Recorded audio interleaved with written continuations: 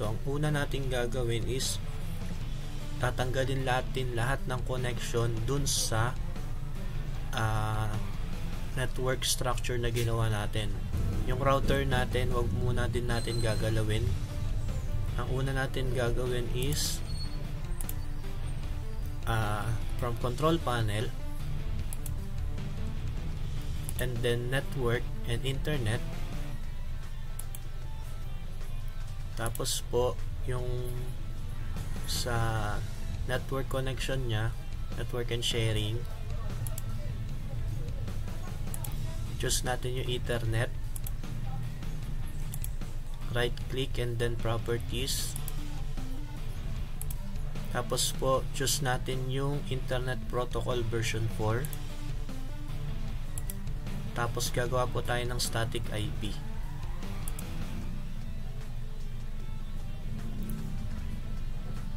Yan po muna yung ating gagawin IP address, 192.168.0.2,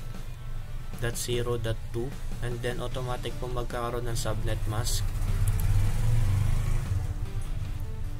Bali yung default gateway natin, kung ano yung default gateway po muna nung sa router. For example po yung 192.168.0.1, which is yun po yung default.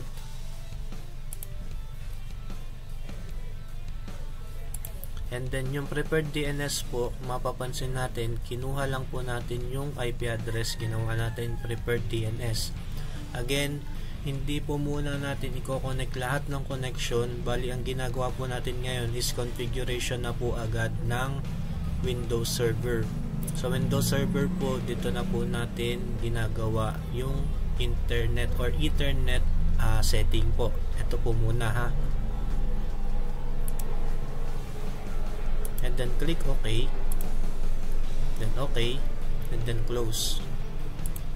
Tapos po disable, right click, disable, and then right click, enable. Antayin po natin siya matapos.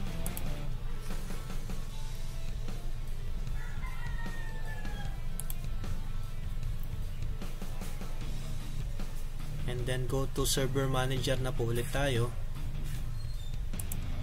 Tapos and next po natin is go to computer name. Change po natin yan, yung computer name,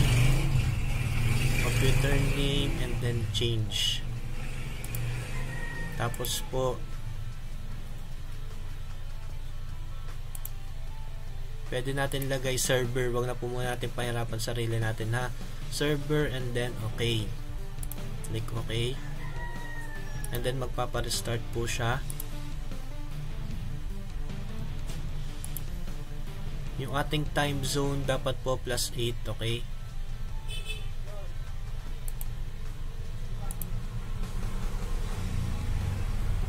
Tapos yung Ethernet natin, mapapansin natin is 192.168.0.2.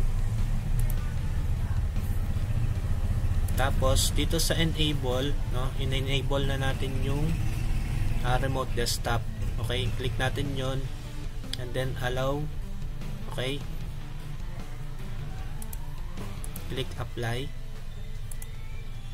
Okay,